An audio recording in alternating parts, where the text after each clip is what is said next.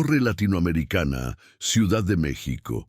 El jeque Omar Al-Farsi estaba a punto de destruir el acuerdo de $3.000 millones que salvaría a la empresa de la quiebra.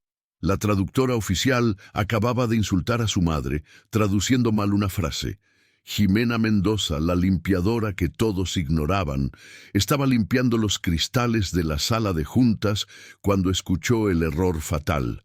Sin pensar, habló. En árabe clásico perfecto, con acento de la región de Najd, citó un verso de un poeta preislámico que solo un verdadero erudito conocería.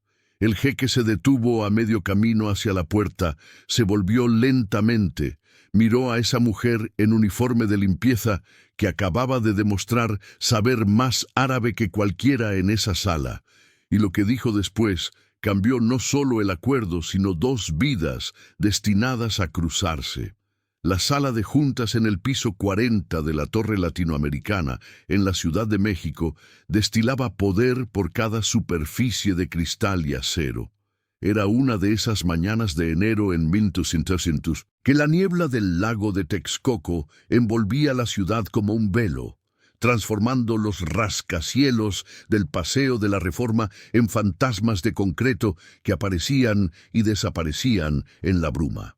Ximena Mendoza empujaba el carrito de limpieza por el pasillo con la precisión mecánica de quien ha aprendido a ser invisible.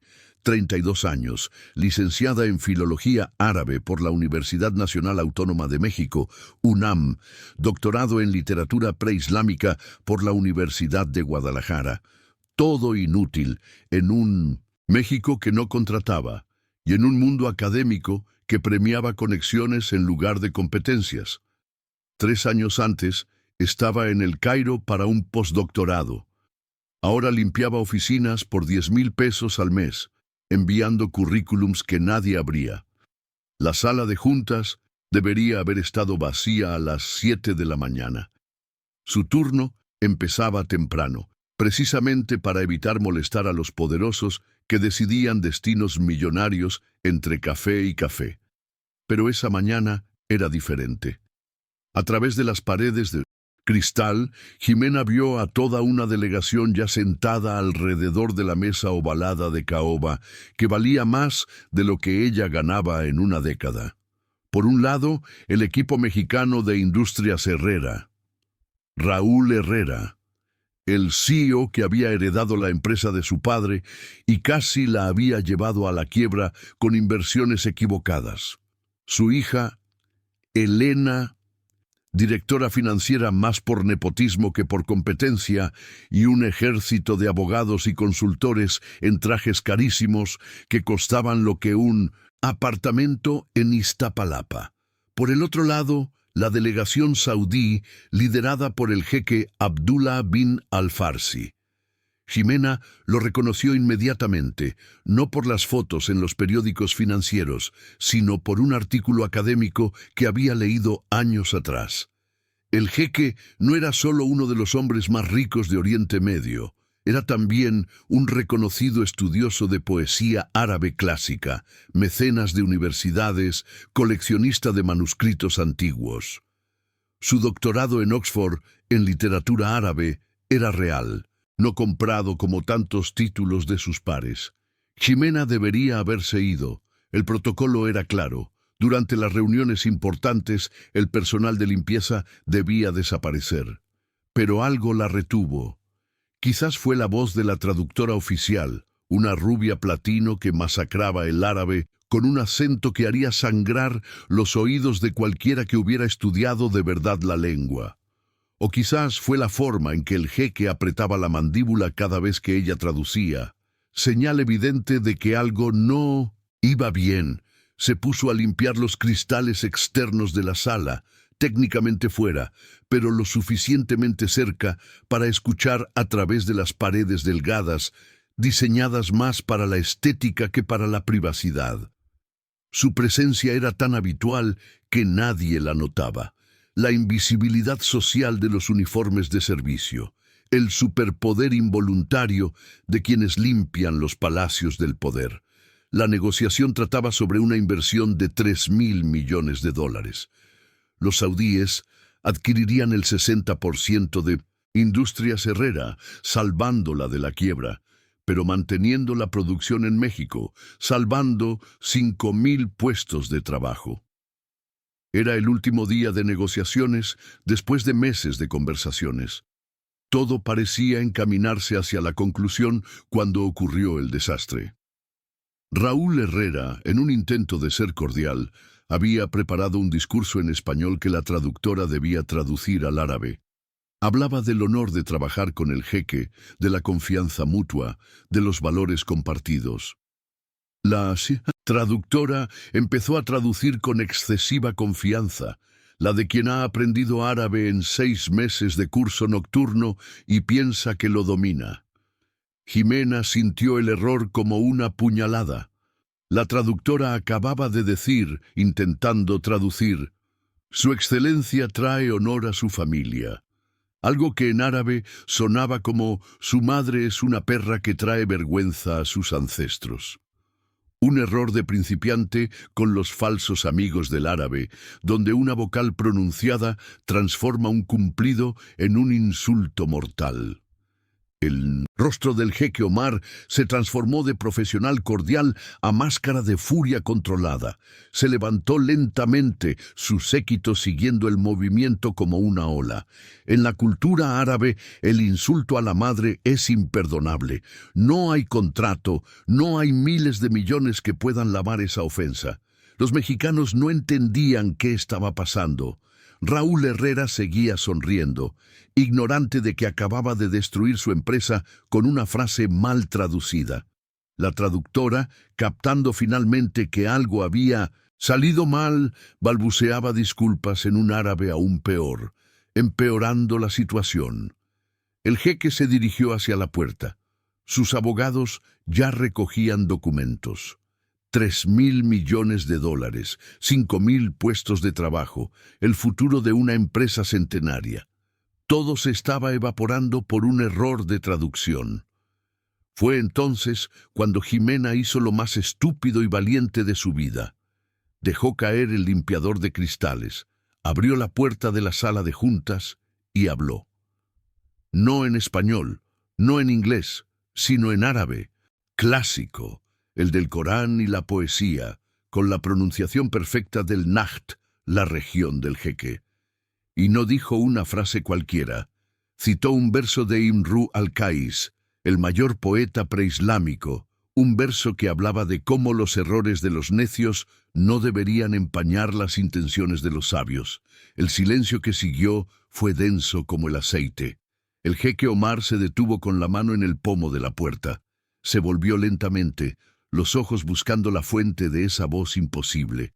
Su mirada se posó en Jimena, uniforme de limpieza y cubo en mano, pero con ojos que brillaban con la inteligencia de quien ha pasado años sobre manuscritos medievales.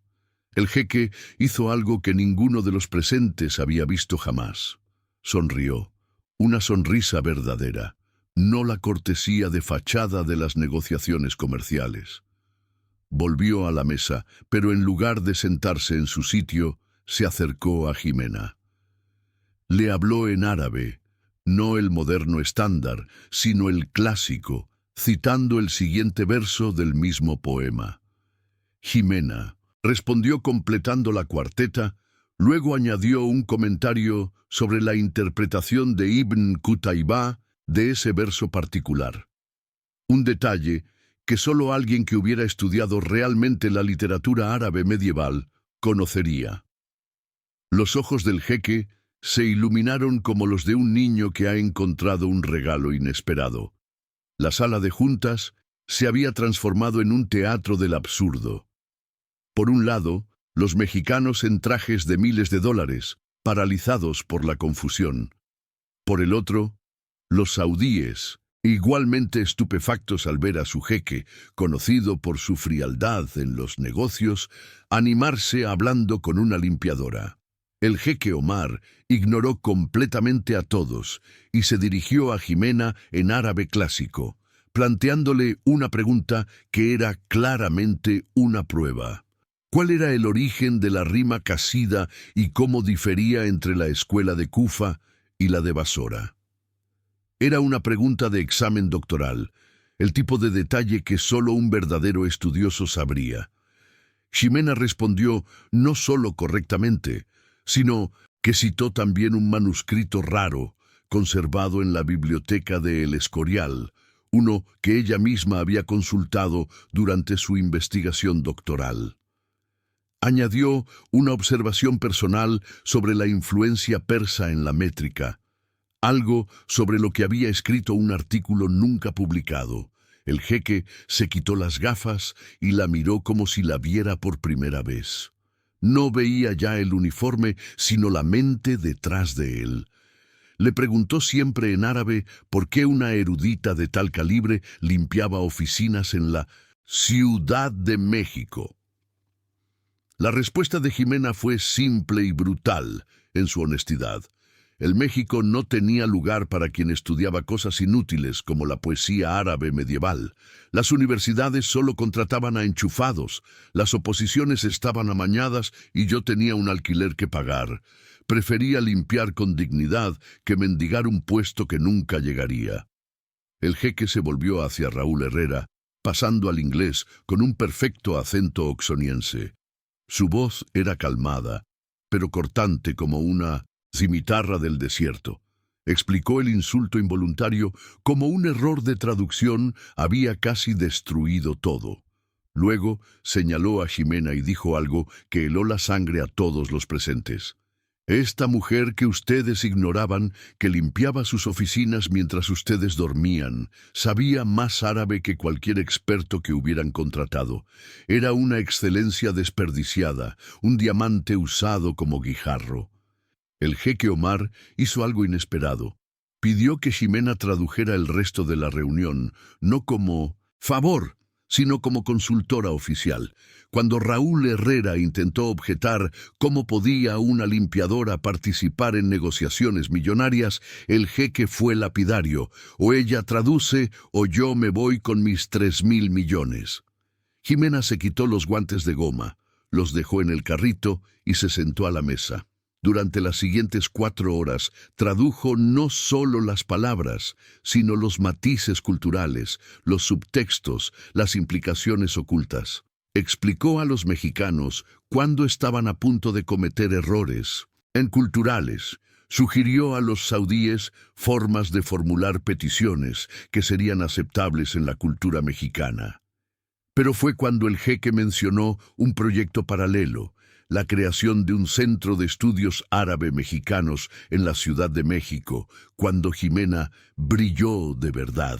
Sugirió conexiones con manuscritos conservados en la Biblioteca Nacional, propuso colaboraciones con estudiosos que conocía, delineó un programa que haría de la Ciudad de México un puente cultural entre América y el mundo árabe.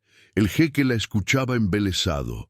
No era solo su competencia, sino la pasión con la que hablaba, cómo sus ojos se iluminaban describiendo un manuscrito del siglo XI o la evolución de la caligrafía cúfica. Era la misma pasión que él había sentido en Oxford antes de que los negocios familiares lo transformaran en una máquina de hacer dinero. Al final del día, el acuerdo estaba salvado. Mejor aún, además de la inversión en Industrias Herrera, los saudíes financiarían el centro de estudios con otros 50 millones de dólares, pero el jeque no había terminado. Se dirigió directamente a Ximena con una oferta que dejó a todos sin aliento. ¿Te está gustando esta historia? Deja un like y suscríbete al canal. Ahora continuamos con el video. La oferta del jeque Omar era de las que ocurren una vez en la vida. Dirigir el nuevo Centro de Estudios Árabe-Mexicanos con un salario de catedrática más un puesto como consultora cultural para sus empresas en Norteamérica. $100,000 al año por hacer lo que amaba, en lugar de 10,000 por limpiar baños. Pero Ximena dudó. Veía las miradas de los mexicanos, algunos admirados, muchos envidiosos, todos impactados. La mujer invisible se había vuelto de repente indispensable. Raúl Herrera, que durante 3 años nunca había notado su existencia, ahora la miraba como se mira un objeto de valor recién descubierto. El jeque notó su vacilación. Con delicadeza árabe, sugirió una pausa para el almuerzo, pero en lugar de ir al restaurante con estrella, Michelin reservado para la delegación, pidió a Jimena que le mostrara el verdadero México, el que los CEOs nunca veían desde sus torres de marfil. Se encontraron en una taquería en la colonia Roma. El jeque en su dish dasha tradicional, atrayendo miradas curiosas. Ximena aún en uniforme de limpieza. Ante un plato de tacos al pastor, que el jeque probó con genuina curiosidad, hablaron no de negocios, sino de poesía, de manuscritos perdidos, de la belleza de la caligrafía árabe y de cómo Occidente había olvidado que su renacimiento había nacido también de las traducciones del árabe. Fue allí, entre un plato y otro, donde el jeque reveló algo personal. Él también había sido forzado a elegir entre la pasión por el estudio y el deber familiar. Había elegido el deber, convirtiéndose en uno de los hombres más ricos del mundo, pero perdiendo algo precioso en el proceso. En Ximena veía la posibilidad de recuperar esa parte de sí mismo, de crear algo que durara más allá de los informes trimestrales y las cotizaciones bursátiles. Los meses siguientes fueron un torbellino de cambios. Ximena aceptó la oferta, pero con condiciones precisas. El centro de estudios debía ser accesible para todos, no solo para las élites. Debía contratar a jóvenes estudiosos mexicanos y árabes basándose en el mérito, no en las conexiones, y debía incluir un programa de becas para estudiantes de los barrios periféricos, aquellos que, como ella, tenían el talento, pero no las oportunidades. El jeque no solo aceptó, sino que duplicó el presupuesto para las becas. Su colaboración se volvió legendaria en los círculos académicos. Él aportaba los fondos y los contactos, ella la competencia y la visión. Juntos crearon algo único, un centro que no era solo para el estudio académico, sino para el diálogo real entre culturas. Pero había algo más que la simple colaboración profesional. En las largas tardes pasadas discutiendo programas y proyectos, entre un verso de Al-Mutanabi y una cita del Quijote que el jeque conocía en español, crecía algo no expresado. El respeto mutuo se transformaba lentamente en algo más profundo. Raúl Herrera, mientras tanto, intentaba desesperadamente capitalizar el descubrimiento de Ximena. La presentaba como ejemplo de meritocracia empresarial, olvidando convenientemente que la había ignorado durante 3 años. Pero Ximena ya no era invisible, y cuando él intentó atribuirse el mérito del centro de estudios durante una rueda de prensa, ella lo corrigió públicamente, en árabe, español e inglés, con una gracia que ocultaba cuchillas afiladas. Un año después de aquel encuentro fatídico, el Centro de Estudios Árabe-Mexicanos de la Ciudad de México era una realidad floreciente. Ocupaba 3 plantas de un palacio histórico cerca de la UNAM, con una biblioteca que ya rivalizaba con algunas de las mejores colecciones europeas de manuscritos árabes.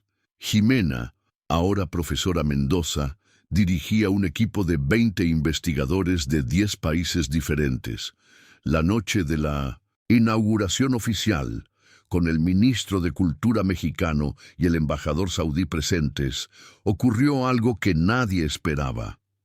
El jeque Omar tomó la palabra, no para el discurso oficial preparado por su equipo, sino para algo personal.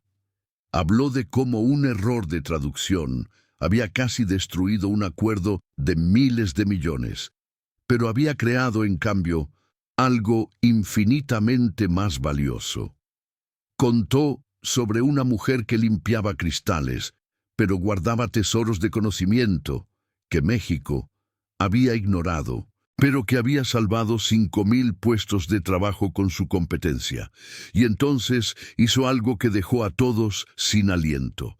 Citó un poema de amor de Ibn Saidún, el poeta andaluz del siglo X, en árabe perfecto. Luego, mirando directamente a Jimena, lo tradujo al español. Era una declaración velada, pero clara para quien conociera la poesía árabe clásica. Ibn Saidún había escrito esos versos para Walada, la princesa poetisa, un amor imposible entre dos mundos diferentes, que había producido algunos de los versos más bellos de la literatura árabe. Jimena se sonrojó, pero no apartó la mirada. Respondió citando a Guayada la respuesta de la princesa al poeta, primero en árabe y luego en español. La sala, llena de académicos y diplomáticos que captaban el subtexto, contuvo la respiración. Dos personas de mundos diferentes, él un príncipe del desierto, ella una hija de la niebla mexicana, que se hablaban a través de versos de 1000 años atrás. Raúl Herrera, siempre ignorante de las sutilezas culturales, interrumpió el momento preguntando cuándo empezarían las próximas inversiones. El jeque lo miró con esa mirada que había aterrorizado a consejos de administración de medio mundo, y dijo simplemente que algunas inversiones no se medían en dólares. Después de la ceremonia, mientras los invitados se dispersaban, el jeque y Ximena se encontraron solos en la biblioteca del centro, rodeados de manuscritos que olían a siglos. Él le mostró un regalo que había traído, un manuscrito original de Al-Mutanabbi, el poeta que ambos amaban, del siglo XI, valorado en millones, pero cuyo verdadero valor era incalculable para quien amara la poesía. Ximena lo hojeó con manos temblorosas, no por el valor monetario, sino por la belleza de la caligrafía, por los comentarios al margen de algún estudioso medieval, por la cadena humana de conocimiento que ese libro representaba. Cuando levantó los ojos, llenos de lágrimas de gratitud, el jeque hizo algo que en su cultura era escandaloso y en su posición impensable. Le tomó la mano. No dijo nada, no hacía falta. En esa biblioteca silenciosa entre pergaminos que hablaban de amor en lenguas muertas, dos personas vivas encontraron un lenguaje común que no necesitaba traducción. El epílogo llegó 5 años después. El Centro de Estudios Árabe-Mexicanos de la Ciudad de México se había convertido en el más importante de América Latina. Ximena había publicado 3 libros que ya eran clásicos en los estudios arabistas. Pero la verdadera noticia que dio la vuelta al mundo académico y financiero fue otra: el matrimonio entre la profesora mexicana y el jeque saudí. No fue un matrimonio de cuento de hadas. Hubo obstáculos culturales, familiares que desaprobaban por ambas partes, medios que especulaban, pero fue un matrimonio construido sobre cimientos sólidos, el respeto mutuo, la pasión compartida por el conocimiento y la capacidad de ver más allá de las apariencias. Raúl Herrera, mientras tanto, había tenido que dimitir después de un escándalo de corrupción. Industrias Herrera, ahora gestionada por directivos competentes elegidos por los saudíes, prosperaba. La traductora rubia, que casi había destruido todo con su error, estudiaba árabe en el centro, humildemente, empezando desde las bases. La última escena de esta historia es una foto que se volvió viral en el mundo académico, tomada durante una conferencia en Guanajuato. Mostraba a Ximena y Omar sentados en el suelo de una antigua casona, rodeados de estudiantes de todas las nacionalidades, discutiendo animadamente un verso particularmente oscuro de un poeta omiada. No parecían un millonario y una profesora, sino 2 eruditos perdidos en la belleza de las palabras. En la foto colgado en la pared detrás de ellos había un cartel en árabe y español: el conocimiento no conoce uniformes. Debajo, más pequeño, alguien había añadido con bolígrafo: tampoco el amor. La mujer que limpiaba cristales se había convertido en un puente entre dos mundos. El hombre que comandaba imperios había reencontrado su alma, y todo había empezado con un error de traducción en una mañana neblinosa de la Ciudad de México, cuando lo invisible se volvió indispensable y las palabras, las correctas en el momento correcto, salvaron más que un acuerdo, salvaron dos vidas de la incompletitud. El centro continúa prosperando. Cada año forma decenas de arabistas competentes, publica ediciones críticas de textos medievales, organiza conferencias que atraen a estudiosos de todo el mundo, pero sobre todo demuestra cada día que la competencia no tiene uniforme, que el talento puede esconderse en los lugares más improbables y que a veces basta una persona que hable el idioma correcto, no solo gramaticalmente, sino cultural y humanamente, para transformar un desastre en milagro.